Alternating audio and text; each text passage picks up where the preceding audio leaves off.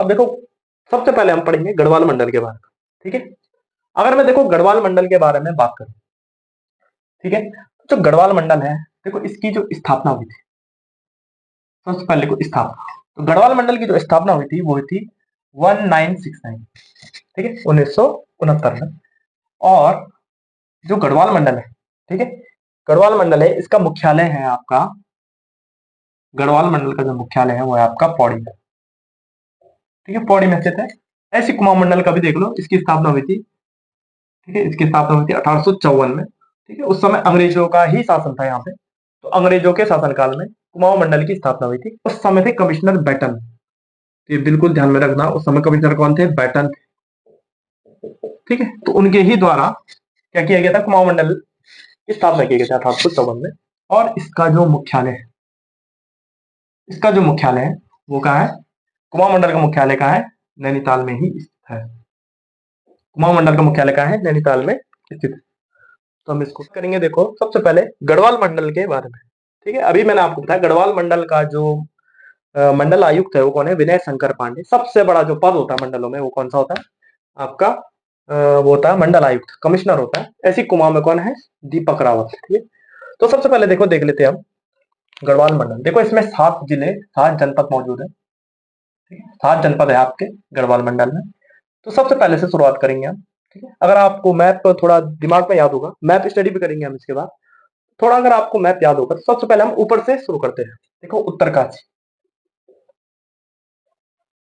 देखो ये समझने से पहले मैं आपको एक चीज बताता हूँ। देखो 1960 के दशक में क्या हुआ कि देखो एक संभावना भी थी, चीन से उस समय तनातनी चल रही थी। तो उस समय क्या किया कि यूपी सरकार ने एक मंडल का गठन किया। उस मंडल का नाम था उत्तराखंड मंडल।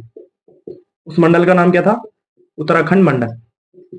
तो एक उत्तराखंड मंडल बनाया था यूपी सरकार ने, वो बनाया था 24 फरवरी 1960 को। तो आपसे अगर सवाल पूछा जाए कि सरकारी दस्तावेजों में उत्तराखंड शब्द का सर्वप्रथम उल्लेख कब हुआ, तो आप बोलोगे उत्तराखंड शब्द का सर्वप्रथम उल्लेख कब हुआ? 24 फरवरी 1960, सन आएगा 1960, ठीक है। तो देखो यूपी सरकार ने क्या किया, 24 फरवरी 1960 को एक मंडल बनाया, उत्तराखंड मंडल। और इसमें 3 जनपद शामिल किए, 3 जिले शामिल किए। वो 3 जिले कौन कौन से थे? तो पहला जिला था उत्तरकाशी, बड़े बड़े जितने भी जिले हमारे, दूसरा है आपका चमोली, और तीसरा जिला है आपका पिथौरागढ़,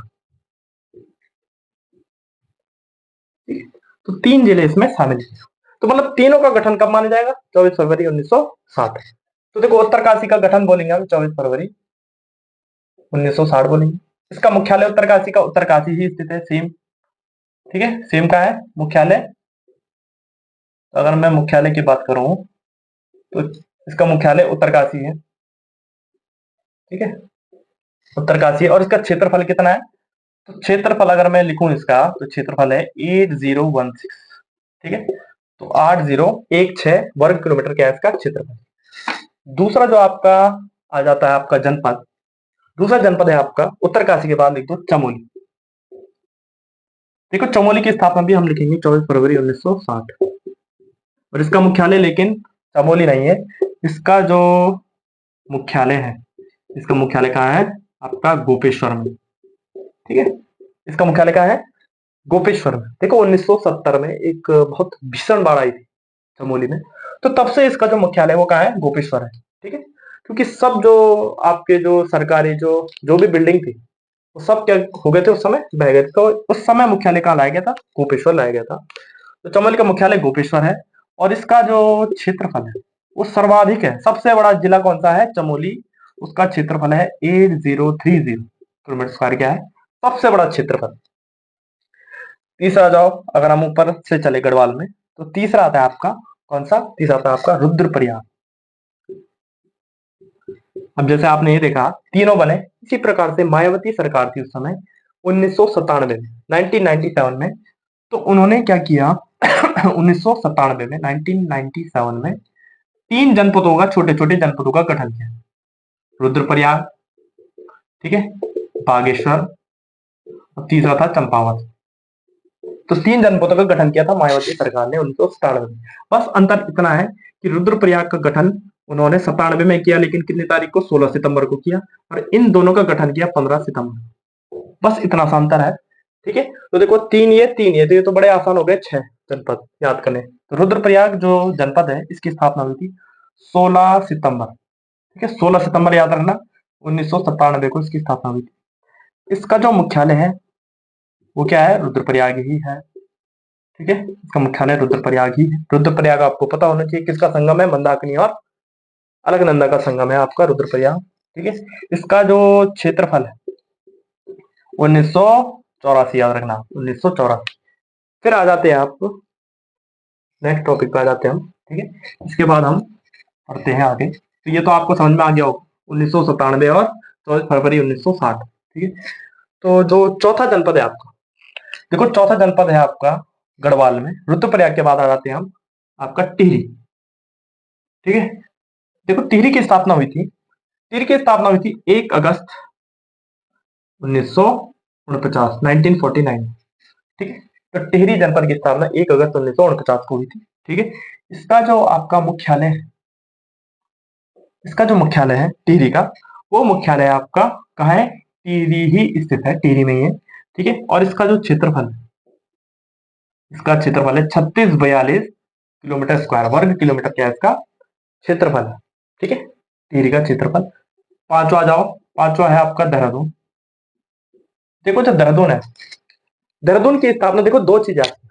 ठीक है, देखो देहरादून है, देहरादून की स्थापना कब हुई? अगर आपसे सिंपल पूछा जाए देहरादून की स्थापना कब हुई, तो आप बोलोगे देहरादून की स्थापना कब हुई, देहरादून की स्थापना हुई 1817 में, बस सीधा।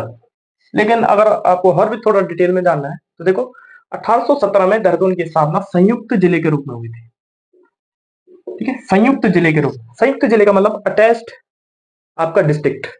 देखो क्या किया था अंग्रेजों ने, देहरादून का जो जिला था सहारनपुर जिले में अटैच कर दिया, संयुक्त कर दिया था। यानी जो सहारनपुर का जो क्या होता था, डीएम होता था, वही क्या देखता था, देहरादून का सारा कार्यभार संभालता था। ठीक है, तो अगर आपसे सिर्फ पूछा जाए कि देहरादून की स्थापना कब हुई, ऐसा आपकी पुस्तकों में भी लिखा रहता है, बुक्स में लिखा रहता है, तो आप बोलोगे सीधा 1817 में क्या हुई, देहरादून जनपद की स्थापना हुई। लेकिन अगर आपसे पूछा जाए स्वतंत्र जिले के रूप में, स्वतंत्र जिले के रूप में देहरादून की स्थापना कब हुई, तब आप लिखोगे 1871 में। ठीक है, तो 1871 लिखोगे। फिर आ जाता है आपका देहरादून का क्षेत्रफल कितना है। तो देहरादून का जो क्षेत्रफल है, ठीक है, देहरादून का क्षेत्रफल है, देहरादून का क्षेत्रफल है 3088, ठीक है, वर्ग किलोमीटर। ठीक है, ये देहरादून का क्या है, क्षेत्रफल है। ठीक है, पांचवा आ जाओ। ठीक है, तो इसका भी मुख्यालय कहाँ है, देहरादून ही स्थित है। इसका मुख्यालय भी कहाँ है, देहरादून है। इसका मुख्यालय भी मैं लिख देता हूँ दून। ठीक है, अब आ जाते हैं आपका छठवां। देखो देहरादून के बाद आता है आपका पौड़ी। देखो पौड़ी की स्थापना कब हुई, तो पौड़ी की स्थापना कब हुई थी, तो आप लिखोगे 1840। ठीक है, अब देखो 1840 में अगर ऑप्शन में आपके 1839 आ जाए और 40 भी आ जाए, फिर आप किसको टिक करोगे, 39 ही करना, क्योंकि अंग्रेजों ने 1839 में पौड़ी जिले की स्थापना की थी। ठीक है, 40 में तो जो मुख्यालय था ब्रिटिश गढ़वाल का, वो कहाँ शिफ्ट किया गया था, श्रीनगर से पौड़ी किया गया था। लेकिन पुस्तकों में 1840 लिखा रहा था, तो फिलहाल आप क्या मानो, 1840 ही क्या मानेंगे हम, पौड़ी की स्थापना मानेंगे। ठीक है, और इसका जो क्षेत्रफल है, पौड़ी का जो क्षेत्रफल है वो कितना है, 5329 है ना, 5329 वर्ग किलोमीटर है। ठीक है, और लास्ट आ जाता है आपका सातवां, हरिद्वार। देखो जो हरिद्वार है, हरिद्वार की स्थापना हुई थी 28 दिसंबर 1988 को इसकी स्थापना हुई। और जो हरिद्वार है, देखो हरिद्वार, तो हरिद्वार का जो क्षेत्रफल है वो है कितना, कितना है, वो है आपका 2360, ठीक है, वर्ग किलोमीटर, किलोमीटर स्क्वायर है। तो ये आपका हरिद्वार का क्या है, क्षेत्रफल है। और जो हरिद्वार है वो किसके किनारे बसा हुआ है, गंगा नदी के किनारे स्थित है। और जो हरिद्वार है इसका मुख्यालय भी कहाँ है, हरिद्वार ही स्थित है। तो अब हम पढ़ेंगे 6 जनपद स्थित है, 6 जनपद, कितने जनपद है, 6 जनपद। देखो अभी हाल ही में 38वां राष्ट्रीय खेल हुए हैं, तो सिर्फ एक जनपद को छोड़कर कुमाऊं में सारे ही जितने जनपद हैं सब शामिल थे। ठीक है, वो था सिर्फ बागेश्वर। तो 6 जनपद कौन कौन से, सबसे पहले को पिथौरागढ़। देखो पिथौरागढ़ की स्थापना कब हुई, देखो पिथौरागढ़ की स्थापना हुई थी, अभी मैंने बताया था आपको, 24 फरवरी 1960 को इसकी स्थापना हुई थी। ठीक है, इसका जो मुख्यालय है वो भी पिथौरागढ़ है। ठीक है, तीसरी चीज, जो इसका क्षेत्रफल है वो कितना है, तो इसका जो क्षेत्रफल है वो है 7090 वर्ग किलोमीटर। सिंपल है पिथौरागढ़। दूसरा आ जाओ, देखो बागेश्वर लिख दो आप, बागेश्वर, और तीसरा लिख दो चंपावत। ठीक है, बागेश्वर का क्षेत्रफल कितना है, तो बागेश्वर का क्षेत्रफल है 2246 वर्ग किलोमीटर, 2246। चंपावत का है 1766 किलोमीटर स्क्वायर। ठीक है, तो देखो सबसे छोटा जो जिला है राज्य का वो है चंपावत, सबसे छोटा, और सबसे बड़ा था चमोली, 8030 है ना, 8030 वर्ग किलोमीटर था उसका। तो बागेश्वर की देखो स्थापना, बागेश्वर की स्थापना हुई थी, देखो बागेश्वर हो आपका चंपावत हो, दोनों की स्थापना भी मैंने आपको बताया था 15 सितंबर 1997 में हुई थी। बात खत्म। बागेश्वर का मुख्यालय है बागेश्वर में, चंपावत का मुख्यालय चंपावत में। अब आ जाओ आपके दो और जनपद। पहला जनपद है आपका अल्मोड़ा, ठीक है, और पांचवा जनपद है नैनीताल, नैनीताल। देखो अल्मोड़ा जनपद और नैनीताल जनपद, इन दोनों का गठन हुआ था 1891 में। ठीक है, उस समय थे हमारे कमिश्नर कौन थे, कमिश्नर का नाम था कमिश्नर अर्स्किन था उनका नाम, क्या था उनका नाम, कमिश्नर अर्स्किन। तो कमिश्नर अर्स्किन ने कुमाऊं मंडल को दो भागों में विभाजित कर दिया था 1891 में, अल्मोड़ा और नैनीताल।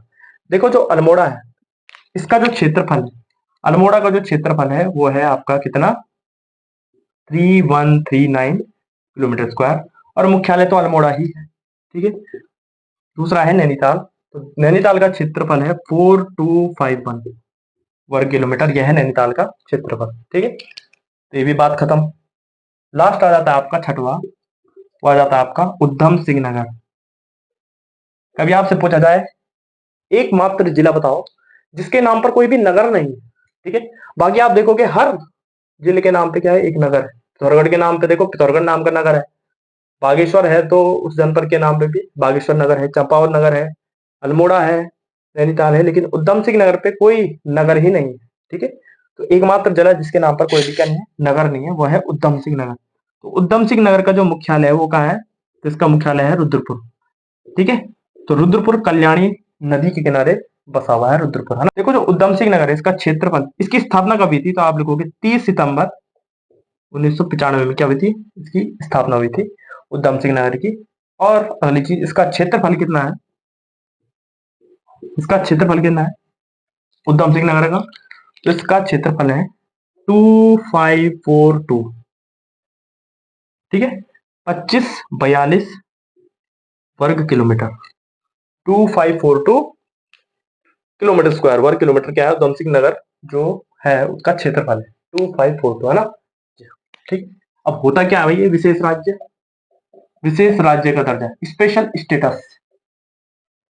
ठीक है, स्पेशल स्टेटस कब दिया गया था उत्तराखंड को, तो आप लिखोगे 1 अप्रैल 2001 को दिया गया था। अच्छा होता क्या है ये विशेष राज्य का दर्जा, देखो जो केंद्र सरकार होती है, जो सामान्य राज्य होते हैं, सामान्य राज्य, ठीक है, जो सामान्य राज्य होते हैं, ठीक है, सामान्य जो राज्य होते हैं, सामान्य राज्यों में देखो जो केंद्र का जो अनुदान होता है वो होता है 70, इतना देती है अनुदान केंद्र, अनुदान मैंने सब्सिडी के तौर पे देती है पैसा, और 30 जो बचा हुआ हिस्सा है वो ऋण के रूप में देती है, ऋण माने लोन के रूप में। वहीं जिनको विशेष राज्य का दर्जा प्राप्त होता है वहां पर यही जो रेशियो अनुपात होता है वो कितना हो जाता है, 90-10 का, यानी 90% जो पैसा होता है वो अनुदान के रूप में दिया जाता है, सब्सिडी के रूप में दिया जाता है, और 10% हिस्सा ऋण के रूप में। तो ये क्या होती है, एक इस विशेष राज्य की, ठीक है, ये फायदे होते हैं। ठीक है, और इसी फॉर्मूले को क्या कहते हैं, गाडगिल फॉर्मूला।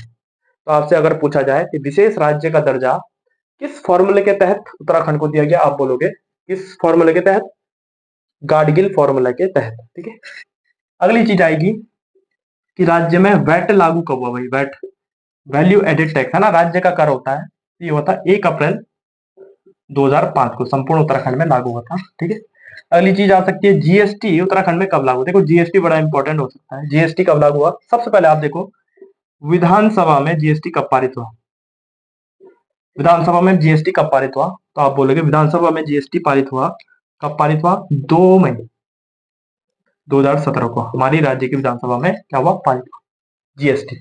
ठीक है, अब देखो जो जीएसटी है वो लागू कब हुआ, ठीक है, यहाँ पे लिख दो लागू कब हुआ राज्य में। तो लागू हुआ आप लिखोगे 1 जुलाई 2017 को क्या हुआ है, पूरे राज्य में लागू हुआ 1 जुलाई 2017 को, ठीक है। अगली चीज आ सकती है कि जीएसटी लागू करने वाला उत्तराखंड कौन सा राज्य था, तो आप बोलोगे पांचवा राज्य। कौन सा राज्य, पांचवा राज्य। सबसे इंटरेस्टिंग चीज तो ये है पांचवा राज्य है तो इसका जो कोड है जीएसटी कोड वो भी क्या है 05, ठीक है। तो जीएसटी कोड भी क्या है आपका 05 है, ठीक है। तो आपका जो ये बेसिक परिचय है, ठीक है। तो जब आप एक जिला, आप कोई भी उत्तराखंड की तैयारी कर रहे हैं आप, तो जब शुरुआत कर रहे हो तो इतना तो कम से कम बेसिक नॉलेज होना चाहिए।